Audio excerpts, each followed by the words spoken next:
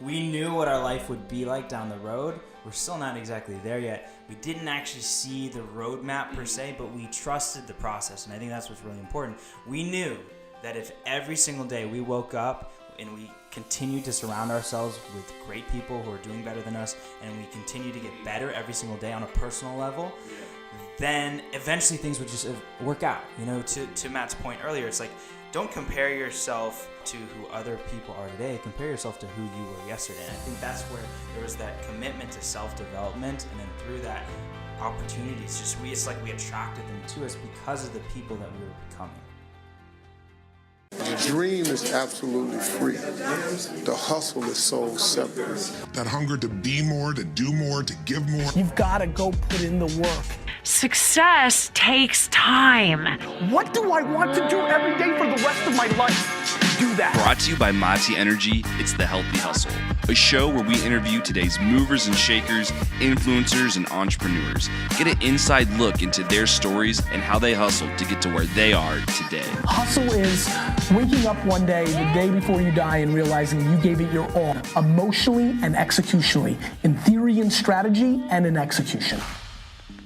Hello, ladies and gentlemen, and welcome to this episode of the Healthy Hustle podcast. Today, we are here with Bogdan Padua and Matt Hubble, two healthy hustlers to the core based in North Carolina and the founders of an agency called Sygnature that works with celebrities, brands, helping maximize their awareness online. I'm super stoked to have you guys in today. It's great to connect with some fellow hustlers in the area. How you guys doing? Good, man. Thanks for having us. Dude, I'm doing great. I've never seen you so excited to do something. This is going to be really fun. I feel like I just watched Jacob explode out of like a costume. He's like, I'm here, mother. You got to come with the energy, man. We got to make it happen. We love it. And this is something that you guys are so good at, having that energy online. You know, Bogdan, I've been in the sales process with you. I've seen you, and it's super cool to have that energy. So I got to come with it today. There we go. But what we love doing with the Healthy Hustle is really just figuring out where people came from to get to where they are today. And those stories are so interesting to see how people found the pieces and how they put those pieces together to really make something special. And a great perspective on that is the younger version of you. And what I really want to kick off with is learning what the 18-year-old Matt and what the 18-year-old Bogdan are really interested in. What are they excited about? What do the next 5 or 6 years look like for them? Yeah. So if I was 18, right? So when I was 18, man, I was really into fitness, right? And I talk about it a lot because a lot of what I do now is carried over from a lot of the things I learned when I was, training for bodybuilding.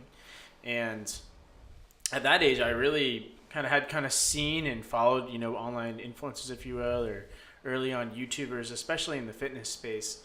And I kind of just noticed after a while that they were doing some pretty incredible stuff, and it was just a result of consistency. Like I kind of just asked myself, why not me? Mm-hmm. And at that point, I really didn't have a huge expectation for the future. I grew up in Cary, so I wanted to make $100,000. I thought life would be fantastic after that. And early on, and after kind of catching the bug for fitness and seeing a little bit of success there, I was really encouraged to continue putting myself out there, and that kind of set the tone for what would come in the future. Mm-hmm.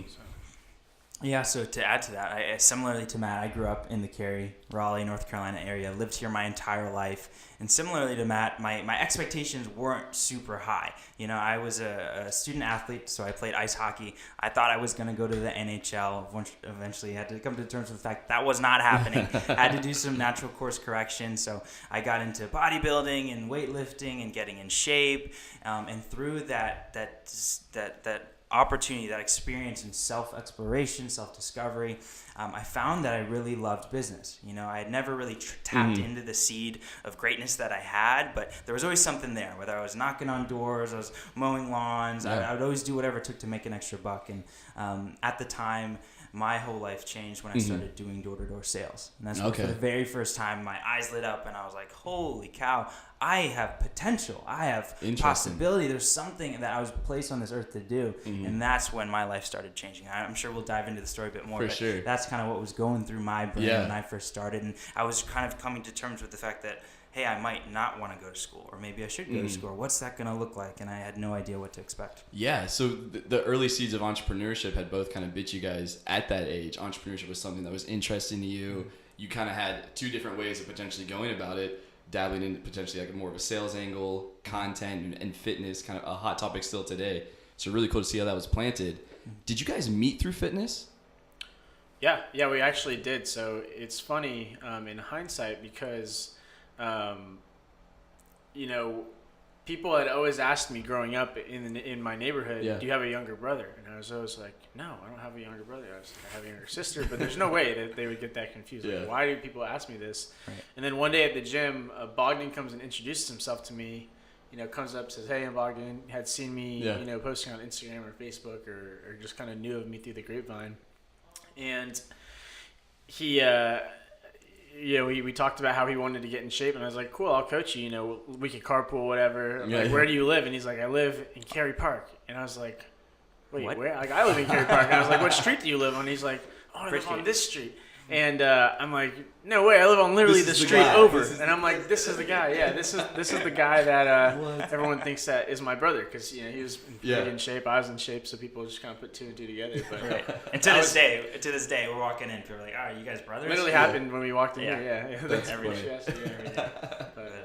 Yeah, that's kind of how it started. I think that's something that we'll probably reiterate and really emphasize in this interview, is that Matt and I are friends first. And Matt said something the other day. He said, we'll never sacrifice the friendship that we have for any type of business struggle or gain. Yeah. Like, that remains intact. It's almost like, I don't want to compare it to a marriage, but it's like if the relationship being a business partner is a marriage of some degree. There you go. Well, let's be honest. There you go, 100%. And any family is not going to thrive if the parents are at each other's throats, right? So we kind of maintain that whatever. We just protect that relationship first. And I think it's great to be talking to a mom and dad, or dad and dad. Which one's who? I don't know. Which one's what? Yeah. We won't jump into that part of it. I think the principal message that I kind of always have ringing in the back of my head that one of my mentors said to me once was, never rush to a place you want to stay. And I think that's kind of why we have that approach, is because at the end of the day, we wake up, we get to do what we love with people that we love around us,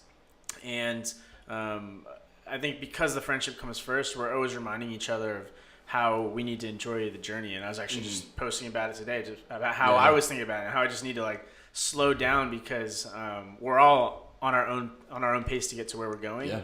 And it's funny when we sit down and we talk to, obviously we kind of do our own show, and we talk to a lot of really cool people. Yeah. Some that have had huge exits, some that are living the dream that most of us that are on the come up are hoping to achieve. Mm-hmm. And they're like, man, I miss back in your day. Like, I miss when I was at your stage and it was just hustle, and I didn't have this huge thing. Yeah. And, it's a lot of perspective about how we go to our day to day. And so I think we're always reminded of these things because we just talk to so many different people. It's constant reminders to kind of be in the now and to be present and to where we are in our journey. Back to that idea of momentum. What are we in this momentum for? Where is this taking us? Enjoy the momentum. Exactly. So both you guys meet brothers, maybe not in blood, but in interest potentially. Yeah. And you're both bit by this entrepreneurial bug. Mm-hmm. When does the inspiration happen for you guys to start working together? I think that started with my door-to-door sales job. So I was hustling door-to-door. I was selling little discount cards that had deals and discounts to local restaurants in the area. And I started out like many reps. I was god awful at it, but I made a commitment to excellence and the pursuit of just getting better every single day. So why door-to-door sales? It's the only opportunity that I had at the moment. I had a lot of friends. I had several close friends of mine in the gym, actually, who I overheard talking about what they were making some extra money. I'm like, guys, what are you talking about? Pull me into that. I want to be a part of that, because I had this hunger to make money. Yeah. So they did, and like I said, I started out horrible at it. Eventually got better and better and better. Eventually I was the top rep within that organization at the time, and I was still great friends with Matt. And we thought together, what I'm doing is working. The margin is there. The volume is there. People might look at it and scoff at it from the outside, but it's a very profitable business that can get off the ground quickly. So why don't we roll with this? Why don't we make it better? And I think that's where my ability to coach and to train and to do sales fused together with Matt's creativity, his network, his ability to just think. Ultimately, that's what lend itself to a really good business model. Yeah, and seems like door-to-door sales to me could be one of those experiences that could really put you down. Oh yeah. What were you doing to lift you up to get you to go through this? Because like you said, you sucked at it at first. Yeah, you know? yeah, that's a really good question, and certainly that's absolutely the case. The first night I went out, I knocked on at least 100 doors. I love this. Got no positive responses, no sales. Got Yeah. doors slammed left and right. But like I said, I made that commitment. I said this will never happen to me again. And fortunately enough, it never did. The way I pulled myself out of that, I think, was by surrounding myself with people like Matt, people who were older than me, wiser than me, more experienced than me, who could kind of pull me up, reading good books, keeping those authors as mentors, if you will, and just placing myself in an environment that was conducive to growth. I think that is one of the central themes when I think about Matt and I's success. I know you talked about network, and I think that was one of the questions that you wanted to dive into, but that's certainly how I stayed positive in those circumstances. I think this conversation will have a lot to do with the network that you guys have put yourself into and the people you've surrounded yourself with, because I think that's really exciting and something that you saw a benefit from at a really early age, which was probably very eye-opening and something that I think our listeners can take away even at that point in college where you're trying to figure out what to do, surrounding yourself with just people in general, talking to people, having conversations, exploring is something that we all should be doing. So really cool to see how that connected direct to business success for you so early on. Yeah. So was the first business you guys teaming up and selling coupon booklets? Like what? Yeah, it was interesting. So our first business, and to kind of go back to your initial question, we really started working together almost right when we met, because I started kind of coaching Bogdan, and he started coaching me in some different ways, just how to be a coach and in person and do those things. So we started working together, so to speak, in that regard. And we we trained Bogdan all the way to a bodybuilding show. I was down there putting tan on his leg one night. I mean, it was. Nice. I mean, it's a very like if you've seen the Rocky, it's kind of like that in bodybuilding. You know, like you really have to work with someone that you trust and someone that sees you go through that entire process to steer you in the right direction. And that's when we really started working together. And so naturally, when Bogdan got into something new and was going through that time in his life where he was like, do I go to college? Do I do this thing that I'm kind of pulled towards? I leaned in, right? I think right off the bat, I was like, sure, Bogdan, whatever it is you're selling, like, sure, I'll buy into it. And then we kind of realized we could make a better mousetrap. And so we kind of didn't like the idea of the coupon book.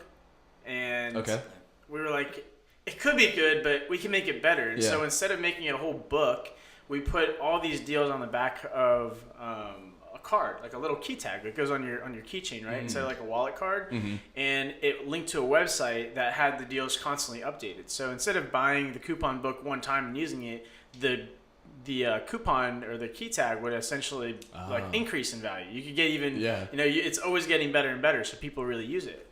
And that was the first business that we started. It was called the Campus Cause. No kidding. And started building that business, right, with a team under you. And what age were you guys when this first kicked off? That was probably 3 years. That was 3 years ago. So I was 22. I was 8? I think I was 18 at the time. That was right when I had immediately just made the decision I wasn't going to school. Dove right into that with Matt. It was like months away from me moving in and starting my sophomore year at Carolina. I was like, shoot, I'm out of there. And I still had my apartment and everything. I'm taking a gap year, and I dove right into it. And it all happened so quickly. We had I don't know, honestly, how we did it, quite honestly. But we had a great team. We had the deals closed within a matter of weeks, and we had a product in hand, and we were profitable on our first day. I remember we sat outside of, we always tell this story, one of the best deals we ever closed. God bless this guy for actually going through with it, and I really feel for him. But we got him to sign off. He probably lost his job. We got this guy. This deal probably made him lose his job. We got this guy to sign off on a buy one get one free burrito on Franklin Street that you can use as many times as you want. So you buy our card for $10, $20, and every time you go in there, you get a buy one get one free burrito. You're making your money back within 5 minutes. Like, who's not gonna buy it? And here's the kicker. We got him to let us, on their biggest day, come and sit outside their door and solicit every person walking in the door. Like, hey, you're about to get a burrito. Buy this right now. That doesn't make sense. I think we have videos of it and everything, No kidding. So we sold first day, blew it out of the water, made a ton of money. People were ecstatic. And obviously, you can imagine by the end of that day, the manager's like, oh my gosh, we're not profitable anymore. What have I done? And the people that are working for us are like, oh, this is actually... All right. Okay, that was cool. Where did you guys like pull in team members from? How are you recruiting people to join the company? The school, actually. So Yeah. we started out of UNC Chapel Hill, and what we did was we went into some of the Facebook groups that they had online, and we just started reaching out. We posted and posting about the opportunity, posting about the role, made it feel very exclusive, and we went through like an interview process, and to filter out people who just wouldn't be a good fit for the culture, right? So pulled those people in, and actually it's so cool that to this day, one of our production partners, their company is filled with like 3 or 4 guys that were on that founding team. So now I guess that was their first-hand experience with younger entrepreneurs. I can't take credit for their success, but I will say it's really cool to see them do well. For sure. Yeah. See the team thrive. So from an outsider looking in, not going to school because of a company built around discount coupons doesn't seem like the logical decision. No. You know, right? My mom would agree with you. Yeah, your mom. So why do it? Like, is it because you really want to do entrepreneurship? Like, what was in your head? 'Cause I think there's people that are in this phase, right? Yeah. Like this decision of school is trending up. People are asking themselves why. What else could I do? Right. What's going on in your head to say this is the right decision? Yeah. Well, there are a bunch of things that were going through my head, and we can dive into what was going through Matt's as well. But one of them was that I never blindly just followed what was told to me, because obviously everyone says go to school, get your degree. For sure, yeah. And once you get your degree, you'll get a great job, you'll make 6 figures, you'll be successful, right? And you'll be set. Now, I thought to myself, if my goal is to get a job, is like if I'm at point A, point C is getting a job, does point B really need to be paying money and going into debt for a degree? And I thought to myself, you know what? No, there aren't other opportunities to learn, to get better, to increase my equity, my value, so that someone would actually feel inclined to hire me. So I said, I don't know, I guess I always went to bed with this like peaceful assuredness that it would all work out. I wasn't really stressed out. I was like, I'll figure it out one way or another. I always had that determination, and fortunately enough, I think that's... Do either of you come from families of entrepreneurs? No. That seems like a wild perspective to me to have. Like you just had the cognitive ability to reason through that situation. Yeah, it's incredible. And so you're taking up a lot of your time with this business as well. Was it because like Bogdan's my buddy, let's do this together, or like what's like Bogdan said, what's running through your head to say this is something worth jumping into? I think. It's funny, at the time I was going through a really bad breakup actually. So and I had all this free time. So I kind of just was looking for something at that time to just go all in on and just completely take my mind off it. Bogdan was always one of my best friends. And so it just naturally made sense for us to do something together. And I think part of the reason why it made sense to Bogdan is because even though what we were doing was selling coupon cards, if you will, behind it all, it was conversations of like the things that we're doing now, things that we've now actually like surpassed and accomplished. Those are the things that we talked about then. So we weren't doing those things thinking, wow, we're gonna build the biggest coupon empire. This is gonna totally, oh my gosh, we're gonna be at the Scholastic School Fair next year. This would be great. Like we were thinking of doing this kind of stuff that we're doing now. So I think that's part of why, at least for me, that's why I was like, this is worth it. I see the long-term investment in working with people, right? Because I'm not great at a lot of things. What I really love doing is like helping people out and just doing stuff, and through doing that, we get better at things that we do more of. So naturally I've become pretty decent at a lot of different things by just spending quality time with a lot of different interesting people. So, Wow, so cool to hear about that team up. And how long did the Campus Cause run for with you guys? About a year. Yeah. About a year's time. We started with the college students, which went well, but we were selling it at a discounted rate. I think we were selling it for like $10, and it was a little bit harder to manage just because they were full-time students. Yeah, for sure. Right? And granted, we kudos to a lot of the people that we worked with because they were selling in their dorm rooms. We had tables and flyers, and they'd be in the courtyard, like just soliciting people as they walked by. It was great, right? For sure. But that wasn't the model that I had. When I was doing very well, the organization that I was with was doing residential, and they were working with high schoolers.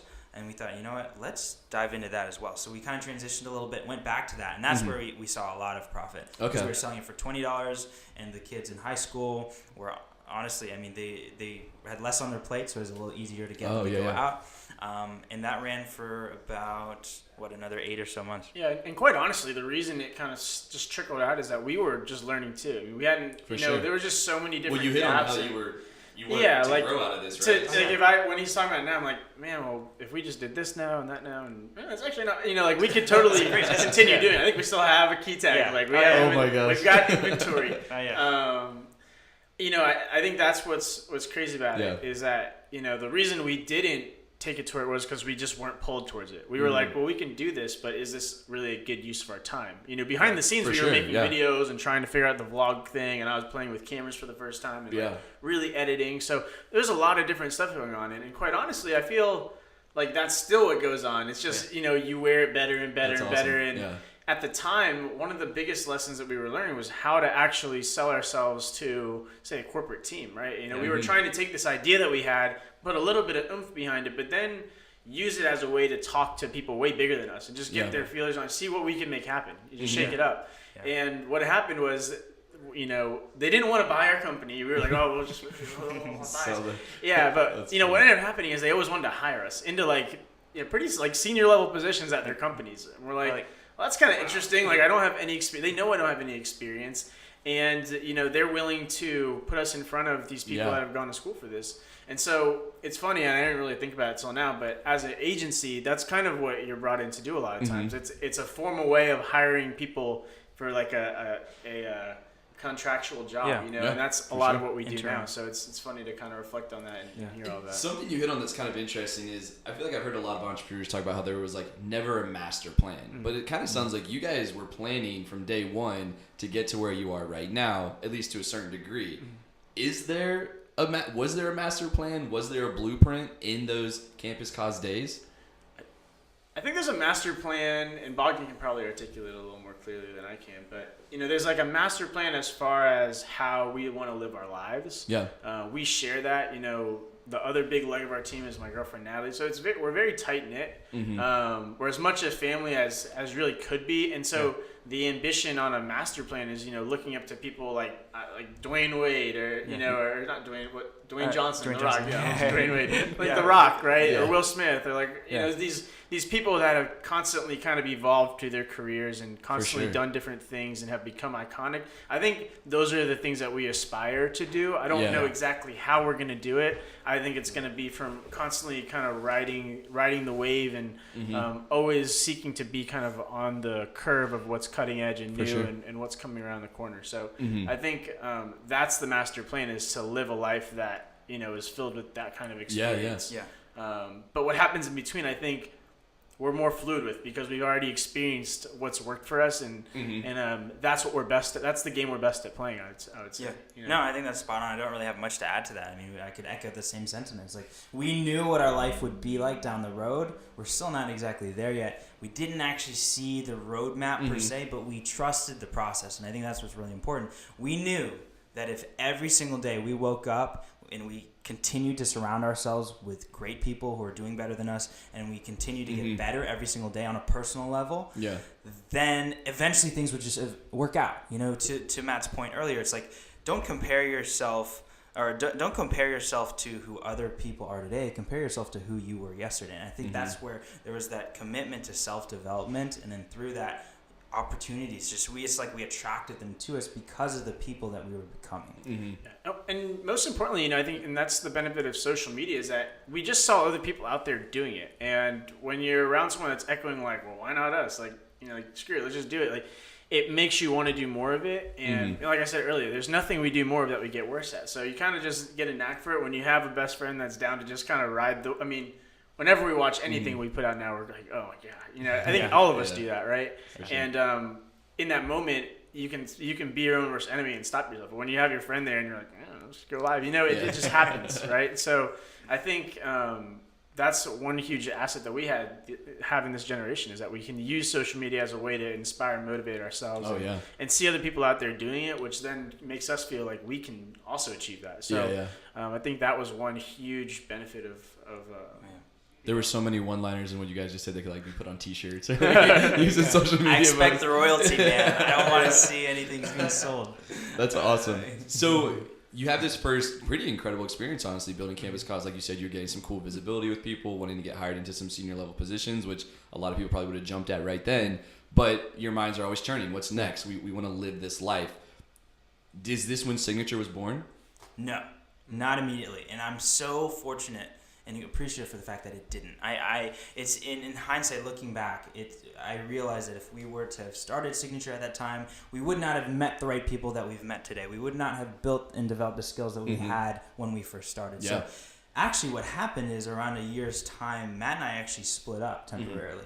Matt went off, invested into split up. The parents separated for a little bit. Yeah. We weren't divorced. We were separated. And thank God we came back together. But Matt went off and did everything that he was doing in media, invested in his network, started putting himself in the right circle. At that time, I got a job. I got a job as a sales manager for a marketing agency called Geek Smash. You probably didn't know that. No. Geek Smash started in the Raleigh area. It was just an agency. And I had introduced him to the guy that hired him, right? So it was really interesting, and really part of the behind the scenes, the more like real version of it is that honestly we were just having troubles in our relationship per se, and just when you spend that much time with someone and there's an age gap and there's just you're at different stages in life. He's leaving his house for the first time. I have like a long-term girlfriend. We're also Bogdan and I are living together. There's just a lot of different stuff going on, and when you're in that growing stage, you have to be willing to compromise. You can't just come into an office and when someone gives you an opportunity, start to demand how it's going to be. So it was hard to say, well, I need to pull my partner in and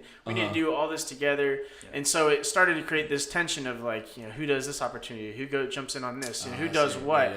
And I think also some level of insecurity just because of the riding the wave of entrepreneurship, seeing a huge spike in the Campus Cause, and then towards wintertime, no one wants to go door to door. So kind of riding that wave. And there's a lot of tension there. I think that's why we ultimately took that time apart. And then over that time, realized that things could be better, that we were fortunate enough to be in a really good working relationship, business relationship. And so it was almost one of the situations where we didn't know how good we had it until we kind of went off. And then we were like, that was way simpler. Like things just went well. Sometimes you just have that, you drive with someone like that. So I think that's what ultimately drove us back together. Because Bogdan kind of fell in the meantime, but we were kind of like trying to find an opportunity to kind of get back into business. I want to get kind of specific here because I think this is really interesting. Kids start stuff with their friends all the time in college. Relationships don't work out, whatever. What are you guys saying to each other when you guys split up? Like, what's that conversation look like? What did that sound like? Are you like, hey, like, it's cool, man? No, honestly, it wasn't that good. It wasn't good at all. It was not good at all. We were both. I was super immature about it. I think I just randomly moved. We had a lot of and we never really talked about a whole bunch either. But I mean, it was like we just had a lot of what's the word I'm looking for? We were super passive aggressive with one another, like super, super passive aggressive. And we had moved from this house that I was in into this apartment, and so it was even closer space, and we were super passive aggressive. And I think I just moved out, and I was just like, well, he's gonna. I have to assume, like, you should ask, I was on the paperwork, and I screwed him over, and then it was just that. It was really just that, and I don't even really know. It was not pretty. I guess is the best way to put it. Which looking back is kind of cool because there's that element of forgiveness. I know Matt doesn't hold any of it. This is so refreshing for someone on the outside looking in. Like, people go through stuff like this, right? And like the fact that you can weather the storms, you can get through this. Like, we can fix things by talking it through it, by executing, making ourselves better. Like you said, compare yourself to the person you were yesterday, improve every day, and like you guys have been able to come back together. Yeah. So I think it's just cool to get that raw appeal to the people tuning in. I don't think we've ever even come out and talking. No, I mean it's and it really wasn't that long, but what happened in the meantime was really cool because it's almost like being in a relationship to some degree. And I was just talking to Bogdan about this, but when you're in like a long-term relationship, right? Like I was thinking about it this morning. I'm like, when I don't get ready to go to the gym until my girlfriend Natalie's like done getting ready to go to the gym because I know she takes way longer. So when I wake up, it's not like you just hit the floor and jump out and run out the door. I'm consciously thinking of that, and it's the same thing in a business relationship, right? So we were able to kind of when we had that separation, so to speak. I was able to go full videographer mode, and he went full sales mode, and we didn't have to kind of build this business together. We could kind of just grab whatever opportunity came and use it as a learning experience. And so I think that was one of the biggest benefits of that really few months that we spent apart, like half a year, and then I don't even know how it came together. I think I broke the silence, you broke the silence, or something like that. You did, yeah. You broke the silence, and I just have to keep beating on it. Signature and what we're doing today wouldn't be what it is if we had not gone and did what we did separately. Matt, like you said, went full videography. For sure. I got into laid the foundation for like an essential portion of what you're doing today, right? Yeah. Exactly. Like your ability to bring people into the fold. So exactly. Like I could sell and I could talk, but ultimately I wanted substance. I wanted real skills. I think that's where my marketing mind started getting sharpened. Actually, through that experience, I got into talent management. I started working and I started communicating, conversing with some of these talents, these online celebrities. I know before the interview you touched on Sophia Wiley, who's one of our A-list or celebrity, if you will, clients that we work with today. And that spawned out of me in that position. And I started that relationship, but then Matt brought the fuel because he had the media that they needed. So it kind of we came back together. And we don't talk about this a lot, but we actually had a third business partner. Sygnature had a third business partner for, how long was it? A month and a half. About a month and a half. Yeah. It was the guy that I had met that I introduced Bogdan to that he ended up working for. So, so it was really interesting because we kind of all came back together because what happened was I had pulled this contract initially from our third business partner. Before he was our business partner, he had this other company, Geek Smash. I had done a contract for him. And as a byproduct of that, I was like, oh, you need to meet my business partner, Bogdan. You know? So he meets Bogdan, and then I end that contract, but then when me and Bogdan were separated, Bogdan continued working for him. And so that's when that opportunity happened. So when I came back to Bogdan, it was like they had their own company now, and I was on the outside, and I was like, oh man. So we kind of all just decided to reband. And then very quickly after, he didn't want to continue. It wasn't what he wanted to do. So the remarriage of you two came through like a need for you to kind of get back involved with Bogdan. Like, why did you? Yeah, it was kind of like I think I don't remember exactly why. I think it was just a friendship. I think it was just I felt a sense of guilt because I was super immature about it. And what happened was out of that, we started kind of touching base again, like, oh, how's it been for you? How's it been? We have a lot of stuff going on. And naturally, when Sophia needed video content, it was like, oh, hey, Matt can do it. I know a guy. Yeah. So I started doing that, and that was kind of how I started working with our what would be our third business partner at the time. And Bogdan again I was doing that part of the contract for Sophia, who was their client at the time. We all rebanded, and then our other business partner just left. So then it was just Bogdan and I again, and we were just like, huh. Well, so it's kind of, we're back. Yeah, it's kind of like, I don't know. Yeah, funny how it ended up, but it's definitely, it's moments like that those kind of serendipitous times that make you, at least for me, make me feel like I'm on the right path, right? Those are the kind of things where it's just like, this is so ridiculous. Like the only way that this is possible is if this was the path I'm supposed to be following. So I think it's having those moments frequently that have kept us going along and just feeling like we're going the right way. For sure. Well, let's jump into like building Sygnature, kind of creating this thing that exists today. And for everyone tuning in, let's do like a 1-minute elevator pitch for Sygnature. You want to do it? You can Bogdan usually pitches, so he's And so I'm really particular about that because I don't just like pitch. I want to know like who I'm talking to. I want to know like what their needs are. But I guess if you're going to describe Sygnature to someone, what do you guys do? And it's kind of difficult for me because we're doing so much. And if you can't tell, Bogdan's like the eloquent one. I'm just kind of like the scrappy, like a lot of that. 1+2. Yeah. I guess long story short, we have a few different things that we say, but essentially where we've kind of found our groove is in equipping individuals, teams, and organizations with the tools, strategies, and resources that they need to dominate online. We look for opportunity and sources for growth in a way that other agencies don't look at because it's a little bit more intricate, it's a bit more complex, and I think where we've carved out a niche for ourselves is in the growth hacking strategies that these agencies aren't implementing. They're talking about big budgets. We work well with a small to mid-sized business owner who says, look, I want to crush it. I'm already doing very well. I'm making money, but I want to get to the next level. And that's when we just kind of bring them the suite of our services, the strategies, and That's where we're experts at generating massive and immediate attention online, but then most importantly, taking that attention and then turning that into dollars, ultimately increasing sales and profits. So that's kind of the full scope. We're actually doing a lot of transitioning now in our agency from just doing done-for-you services to training and teaching and speaking and creating products that we can share with someone who might not have the budget to afford thousands of dollars a month. We want to help as many people as possible. So that's really a pull that we're. That was a great rundown. I appreciate it. You did great, man. No worries. Thank you. But so you guys join together. You have these two complementary skill sets essentially, and the inspiration to do Sygnature. But now it's we got to get people in the door. We have to start working with clients, whatever it is. Give us like the first 60-day synopsis of how Sygnature went. What were you guys really focused on to get this thing off the ground? How did you guys have those first conversations to say like let's do this, and this is where we need to put our time? Yeah, so I think it's funny because as I mentioned in the campus cause, it was like, here's everything we're doing, but here's what we're really trying to do, and we're doing this as a means to this, right? And it's kind of like we're always doing that, right?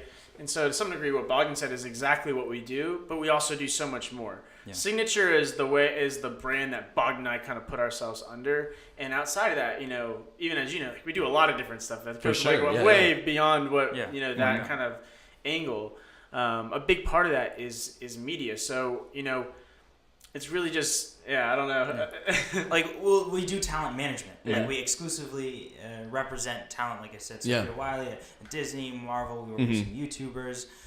We also do consulting. Yeah. We also do media, right? Is it because that was like the lowest hanging fruit in the early days? Like, hey, we're going to do media for people. And then it was like, that's how we're going to get off the ground. Yeah, that's definitely it. We started out trying to do a lot of remote editing. And here's the thing. I was doing the editing, as you know, and then building that network. Bogdan had this huge list of people that he was reaching out to for talent management, YouTubers, celebrities, people that build their, monetize in a way from putting content out online. So naturally it's like, all right, well, that's a low-hanging fruit. Like, let's layer those things together, right, and find a loophole on how we can, so solve it really this was like a perfect kind of bringing together two skill sets of almost two pre-existing things. Exactly, but here's the thing: is that it didn't work. Remote editing is something that sounds great in theory, but in practice, it's super hard. There's so many different things involved with that, and a lot of them would require capital to get servers, to get the right types of things to make that possible at scale. And so we had a lot of challenge with that. And so it was constantly kind of just putting ourselves out there and really just saying, well, what's your biggest challenge, right? Yeah. From there, just kind of crafting this solution. And at first, we used to try and steer it around video because that's how we thought we could make the most money. That was like the most sellable service, I guess you will, is like having high quality media. For sure. And then we kind of started digging deeper. We're like, well, anyone can make a really nice movie these days. Anyone can make a really nice video on YouTube. Get a crane, get some kind of gimbal, get a mirrorless camera, invest $3,000, shoot nice videos. That's fine.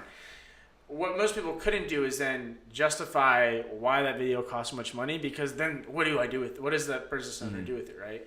And so that's what we started seeking to solve for people, right? Yeah. And so we'd come up with unique strategies, and part of us trying to get that video clientele was creating our series, Hometown Hustle, which was literally just like pulled out of air. I have a friend, Digital Jeff, that does a show, Leaders Create Leaders, and I was like, well, that's a really cool concept. I think I could add this twist on it, and Bogdan could be the host because he's great at talking, and boom, we'll throw it together, and we'll start doing this as a way to network with people, and we'll go Gary Vee mode, and we'll give, de-risk the client, do an episode with them, and then hope that they want video back, right? Hope that when they get this episode of them, they'll be inclined to ask about if we can do it for them.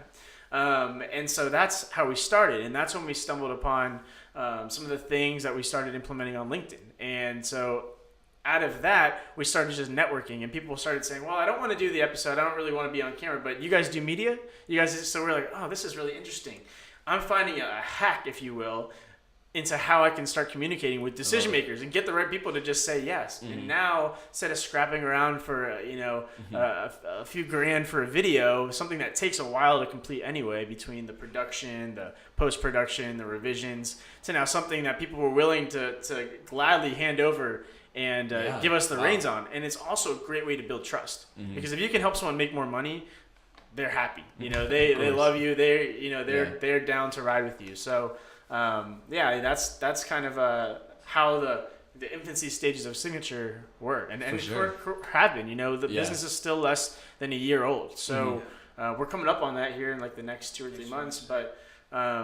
But yeah, I mean, I feel like we're definitely still in our infancy stages, and so when people ask, what is it that we do, oftentimes it's hard to say because you don't want to shortchange yourself, but it's also hard box to yourself in. But yeah, and you want to show you can add value to them. Yeah, and I think that'll continue to mold as we go on. And it was the same thing during Campus Cause, but at the meat of it is our brand and the way that we project our reputation out there and the way that we want others to see us. Because with social media and with these tools and resources we have, it's all about making people feel like we're a lot like them. And, we tend to want to work with people that we see a little bit of ourselves in.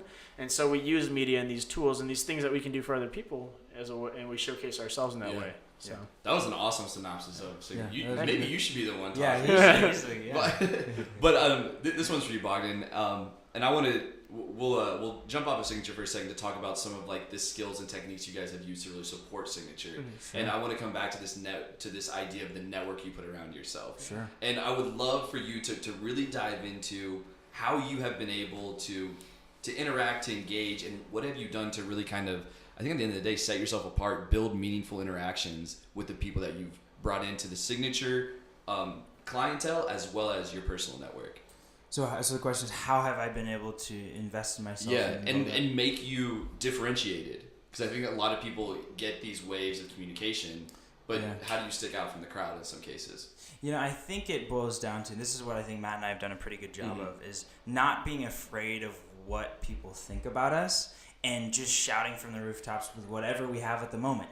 1 year it's the Campus Cause, the next year it's Sygnature, somewhere in between it's Hometown Hustle. Like, just coming out there, and I think people are attracted to that authenticity, and they're attracted to the courage and the bravery, if I can say that it takes to do that, because deep down they know there's something that was placed within them that they wish they could come out with, right? So they admire that, and I think that we have built this network not by necessarily just hunting people down left and right, but being the type of people that naturally attract them to us. Yeah. Now, there's still a lot of tact, right? A lot of strategy when it comes to outreach, but it comes with that side of the coin comes with, and this is what we've done well on LinkedIn, and that's what the basis for a majority of our business is, finding creative ways to reach out to people in a way that speaks to what they want. I think that's the biggest thing. You have so much noise, especially online, people trying to pitch left and right.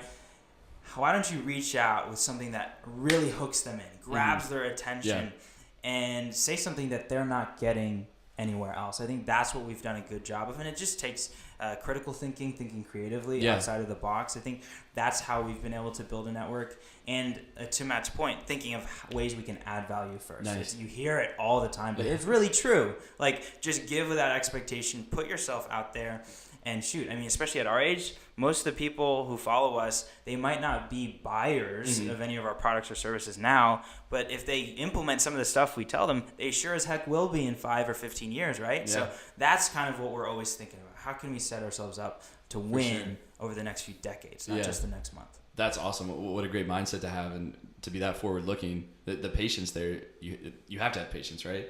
One more thing. We have about like 5 more minutes here. One more thing that I want to give to our listeners is more recently I've been getting a lot of reach outs about college students trying to gain experience and trying to get involved with organizations.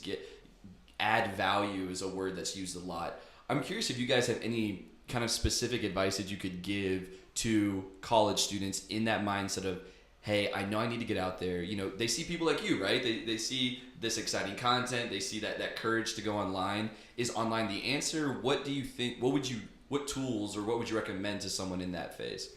Yeah, I mean, I think when I think about the types of things that worked for me, the things that I do now are the same things I did when I was a kid, right? It's just like the grown-up version. I kind of mixed it around, but it's the same thing. Like when I was a kid, I would trace animals and then trace another part of it, and just like use tracing paper and use molds and kind of dive back deep in myself to pull me into what is practical for me to do now. And I always encourage people to kind of think about those things that they were pulled to, right? Even if they're in school. Cool. Yeah. And the way that, once you've kind of distilled that and once you've kind of figured out what that thing is that you have a natural tendency for, go and find someone, use Google, use LinkedIn, use, one of these platforms that is available, and be resourceful to find the perfect person. And the perfect person is not the guy or the woman. It's not Gary Vee. For me, when I first wanted to learn more about VaynerMedia, I reached out to D-Rock, the guy that serves the guy, so I can figure out they're still in the weeds. They still have that because what I've learned is that, getting to the position, getting to the guy is always best if you can have that personal introduction. Oh, for sure. If you can find a bridge that's going to take you in and pull you up and vouch for you, you're gonna succeed. You're gonna get your at bat. So that's what I would recommend. That's an awesome tidbit. Absolutely, I would echo pretty much the same thing. When I interviewed Arlen Hamilton back at Black Wall Street, one thing that she said that really stood out to me is that everyone wants to make money, right? And that's great. They want to make money, but no one wants to be money. And you become money when you invest in yourself and you build real skills, the type of skills people want. People don't care about your degree. They don't even care about your experience. They care about whether or not you can help them get what they want, which 9 times out of 10, if you're in business, is increased sales and profits. So I would encourage someone to find that thing that you do really well, better than anybody else with the least amount of effort, and tap into that. I mean, I'm all about passion. I believe that more often than not, obviously there are exceptions, but more often than not, if you're great at something, you're excelling at it, you're going to learn to love it. And especially if it starts paying you well. Let's be honest. You're going to learn to love it. So find what that one thing is and then become obsessed with progress and getting better at that one thing. And then, and this is most important, don't just do that, but then look at other people who are doing really well. Go to LinkedIn. Look at a company in that industry that's local and reach out to the CEO and just say, hey, man, I want to work for you for free for a month. I want to learn as much as I can. And boom, if by the end of that first month you haven't added value, you haven't gotten better, and he doesn't feel compelled to at least pay you something, maybe you need to go back to the drawing board. But I would argue that you'll be better off as a result.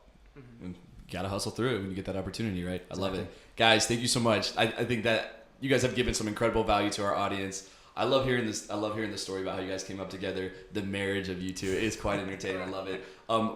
What's next for Matt and Bogdan?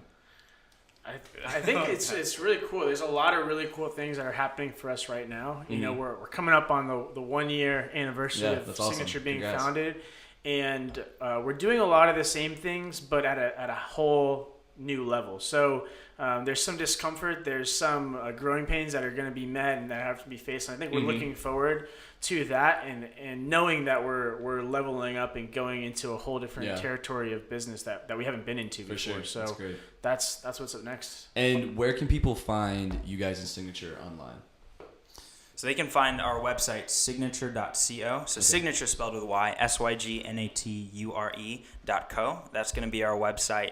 And then on a personal level, you can follow me on pretty much every single social platform. I'm just at Bogdan Padua, at BOGDANPADUA. You can pretty much find me everywhere. Yeah. I think you have a few different handles. Mine's just Matt.Hubble. Matt.Hubble, easy breezy. Well, guys, thank you so much for coming in today. I really enjoyed the conversation. I think we could talk for like 4 hours if we wanted to. But thanks so much. Thanks again, Jacob. Thanks for tuning in to this episode of the Healthy Hustle Podcast. The Healthy Hustle Podcast is created, edited, and powered by our team here at Mati Energy, and we've cooked up a special deal for you to get to try Mati for yourself. The first 10 people to go to www.drinkmati.com and use the code HUSTLE50 will get 50% off their next order. This code will work for any of our variety packs, any of our flavor packs. The only thing it will not work for is our subscribe and save products, but we hope you guys can use this deal to get your hands on Mati and to experience it for yourself. Once again, guys, thank you so much for tuning in to the podcast, and stay tuned for next week's.